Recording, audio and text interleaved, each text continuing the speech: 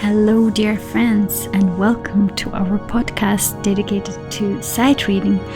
And today we have some flute duos for you. I have a beautiful guest. Taya, could you introduce yourself? Of course, with great pleasure. Thank you for having me. I'm Taya König-Tarasevich, and I specialize on historical flutes. And in fact, we're here in Basel on a very rainy day. Yes, and it's so cozy because we're sitting here inside and playing some duos and drinking some tea.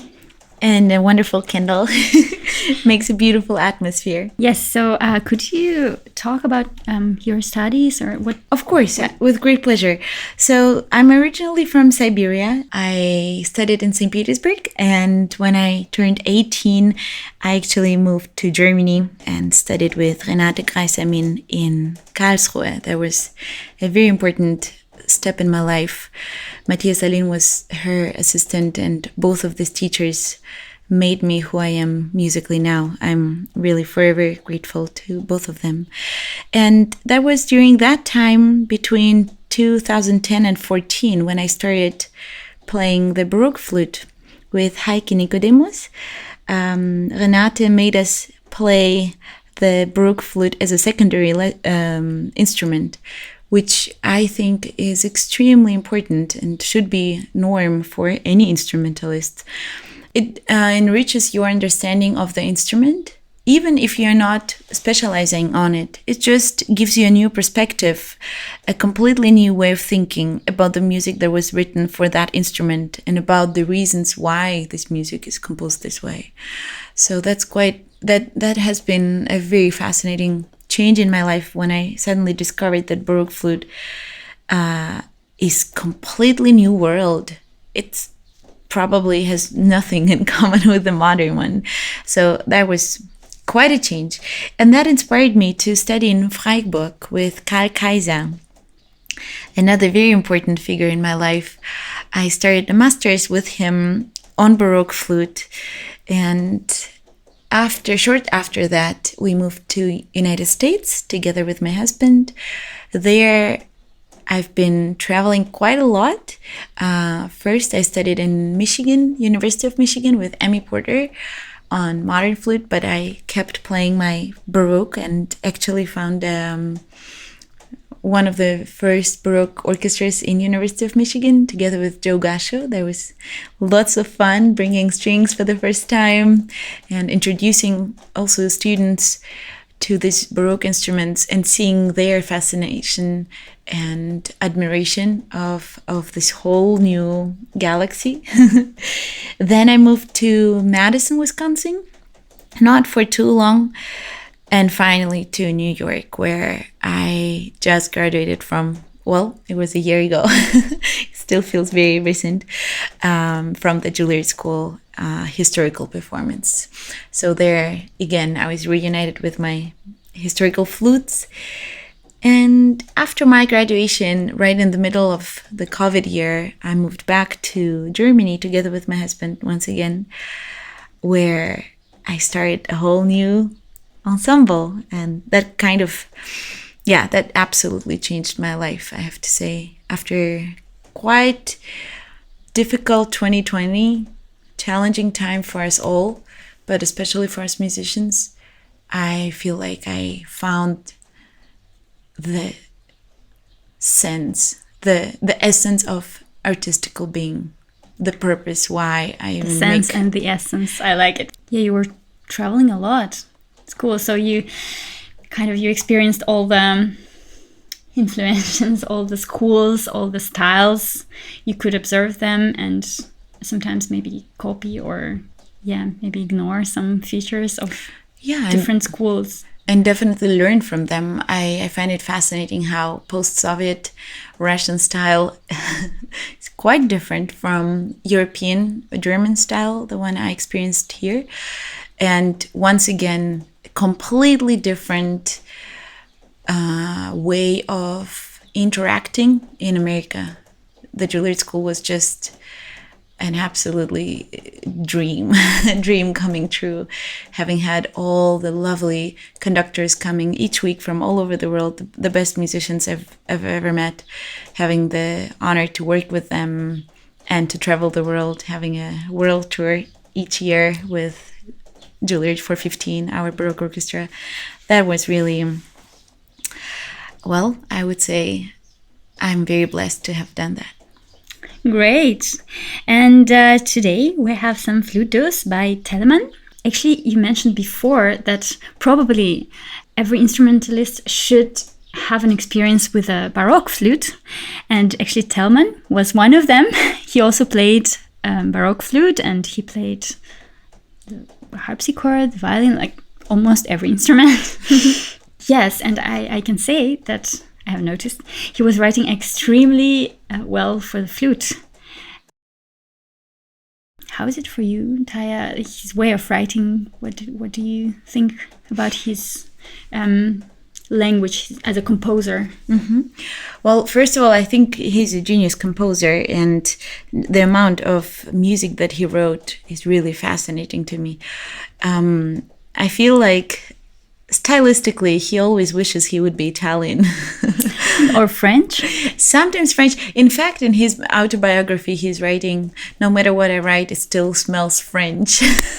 I could feel the smell. Yeah, no, Telemann, I mean, also fascinating life, just thinking of the debt that he had to pay for his new wife is just such a great story. You know, he lost his first wife in Frankfurt, and shortly after he had to be remarried, because back then in their society it was not cool to be single.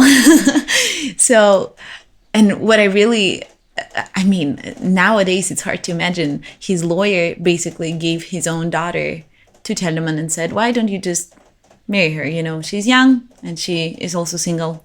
You guys just go together. And she was really young. She was just 16 and he was quite old.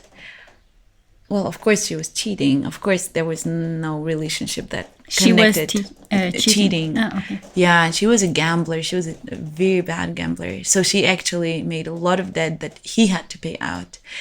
And not only by composing, I mean, that didn't really make a lot of money for him, but in fact, he learned to print and publish his music. That was the reason why he did it, because that's the only way, if you keep the rights and you keep publishing, to make some money. And what I find fascinating playing his music, not only musically, but also visually, to see his manuscripts and seeing how he learned from being quite rough, like the Fantasias for a flute solo. Any of us know, you open and you just guess. But they are so well composed, so well thought through. Exactly, and so badly printed. They're like half of the pages that you guess and you kind of know. And of course, there are wonderful editions that are modern, but I always prefer going back to the true source to be where as close as possible. Can see nothing, basically. Yeah, and then closer to the end of his life, we see how much he improved and how... in his writing. Exactly, in the publishing, in the printing technique. Of course, musically, I think he was always top. And I love the diversity in his language, how he, in fact, as you said, German as well as Italian and always French. It's quite international and very, very well written for flute. We can tell he knew exactly how this instrument works. It's very enjoyable to play. It's always very rewarding. Yeah. So today our duet is, I don't know if we can see this, because I have no idea from which collection it is. All right. Telemann Werkverzeichnis. Yeah, 40. Yeah. 100. Sonata number 4. Für 2 Querflöten oder 2 Violinen. Would be interesting to hear it on the violin as Definitely.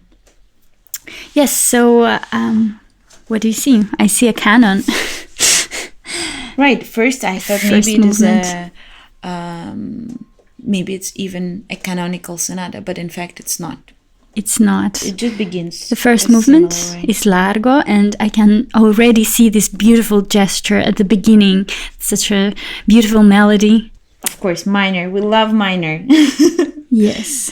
And But the also suspensions. Look at this when we the jumps, yeah. exactly. So first big intervals, dramatic changes, and then a long note with developing and growing into being a dissonance to the other one. I see a lot of sharps.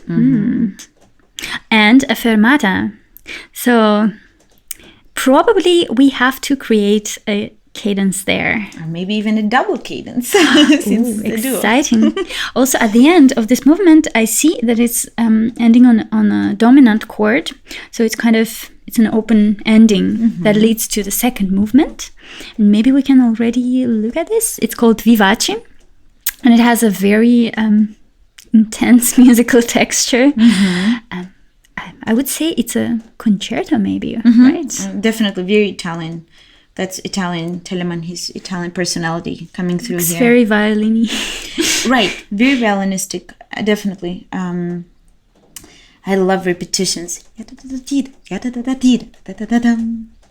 Beautiful. Yes, and we are kind of complementing each other. I can see there are some lines that are really look like one voice, in fact. Or maybe even a dialogue. There's a measure that you suggest, and then Sometimes I work. it's hard to say. It's like with those duos from Wilhelm Friedemann Bach, where you can't really tell how many flutes playing at this moment. Like sometimes you hear just one flute, but I don't know how to explain it. It's a very interesting feeling. It's like a person who has a schizophrenia. What makes me think of Carl Philipp Emanuel Bach, Telemann was his godfather. And he was definitely a crazy one. Yeah, and he even wrote this sonata about the melancholic and sanguinic. Sanguinic? Exactly. Oh, yeah. No, I'm such a fan of Carl Philipp Emanuel Bach. Yes. Okay, let's give it a try.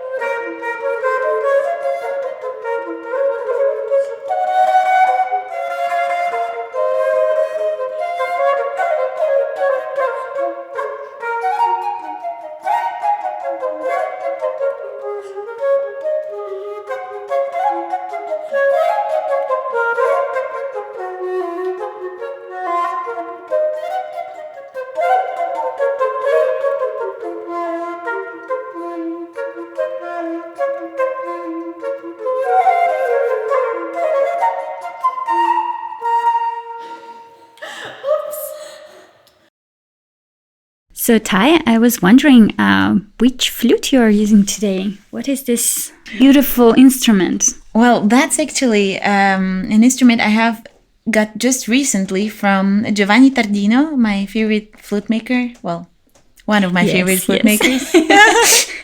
I really appreciate his work. The original was made by Pierre-Gabriel Buffardin, probably one of the greatest French flutists of Baroque era.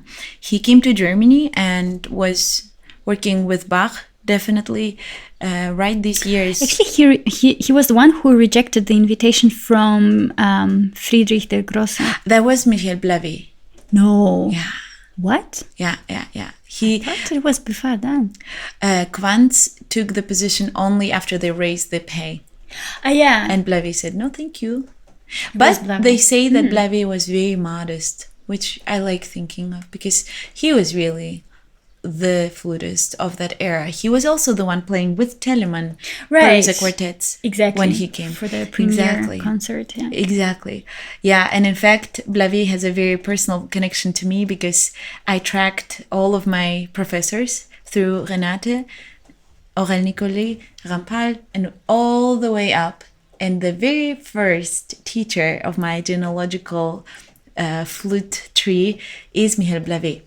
Oh, that's interesting. And he is also the first and the last, because he was himself autodidact. So he learned how to play. He basically was on his own. He didn't have a teacher himself. He played flute and bassoon.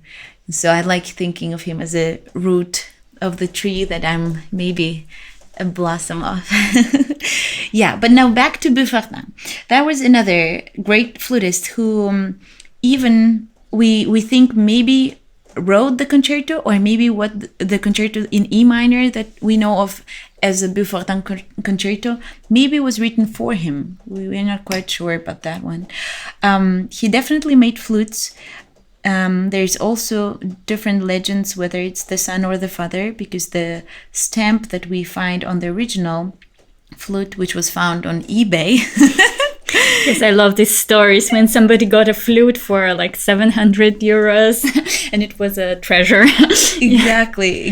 That's exactly what happened. 2015, it was found, I don't even know for which price. I guess it was just nothing. And then suddenly it turns out it's a great instrument. It's original. And the stamp that it had was Buffardin les fils. So that kind of gives us a little bit of freedom to speculate. Is it the father? Is it the son? And probably it was the son who, in his respect, to pay his respect to his father, put the stamp on it. But what I love about the stamp, we also find the stamp on a table and on a chair, which again raises another question. Did he also make furniture? Well, why not? Probably. Right, if he was working on wood anyways. Because Böhm, he was a jewelry maker, right? Exactly. I love thinking about all of these people being so diverse. Now we're specializing in our field so strongly, which is wonderful and of course makes us specialists. But as well, I love thinking of a broader experience, different forms of art, as well as, let's say, furniture and flute. Why not? Yeah, and so he was right around that time when Bach wrote all the cantatas and sonatas for flute in Germany, which means he probably even inspired Bach to write it. And definitely very strong, very strong player in the court of Dresden. That's where he was the most active. And the flute that I got is very new, just a newborn baby that I played here today. In fact, it's on its way to my student and I'm breaking it in right now, giving it some personality because, you know, a completely new instrument is still, it's just like a baby. It has to learn to walk, to sing, to talk. And I'm very excited to see what kind of personality will grow out of it because it has huge potential. I'm really looking forward to see how it develops. For me, it was a bit challenging to tune our flutes because they belong to different families, let's say, to different makers as well. Which flute did you use? I used this Rothenburg, so-called Rothenburg, made by Rudolf Tutz, or his son. I think it was his son. Another ambiguity, son or father. Yes. Right. They have something similar in their sound, you know. It's warm and very nice and round, but the intonation, it was a bit challenging for me. How did you feel about that? Yeah, definitely B minor, our forever issue, the F sharps that are low. B and F sharp, yes. But otherwise, this wonderful musical line was, very enjoyable, and we created the cadenza. Yeah, really spontaneous. On the spot. Yes. Exactly as it should be, in one breath, as Quantz was instructing in his flute Bible. Yeah, beautiful. Beautiful movement. I just love how the long notes start and they develop. And they create a dissonance to the next note in the next bar. Exactly. Yes, actually I noticed that not only in the first movement, but also in the second movement. Sometimes the voices, they work as a contrapoint structure, but sometimes it's really like a basso continuo line. For instance, it was in the first movement. For instance, like here you have a typical bass clausula, or here, and sometimes it's just a basso continuo that supports the melody. Yeah, I love playing the bass. Or like here. It's just such a wonderful responsibility to lead as well as to be led. I just ask myself, why am I playing the flute? Whenever I play the bass line, I'm like, wow, so nice. It's also interesting that Telemann has a lot of layers in his texture. It's like with flute fantasias, you have a melody, you have an accompaniment, you have a little bit of polyphony, you have a contrapoint, you have everything basically with just a flute. And a flute, it can play only one voice basically. So it's fascinating. It's masterfully composed, definitely. Okay, next movement, and it's called Grazioso, and it reminds me of an aria or some vocal genre, and it doesn't have the downbeat, it doesn't have the one. So we are kind of in the air, floating. Yes, and fluting.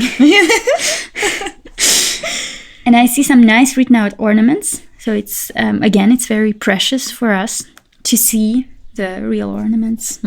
Yeah, reminds me of methodical sonatas. Yeah, as well as trios and scherzis, I think he wrote them too. Yeah, with the same idea of notating the bare line and having the second line being extremely flourished to show us how to ornament.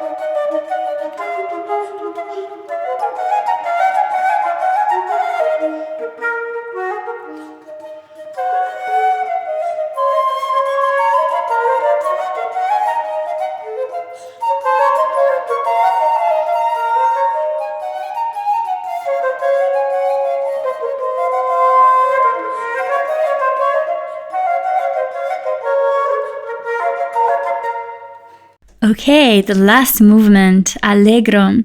It was quite surprising for me. Yeah, because again, we are floating and we don't have a downbeat.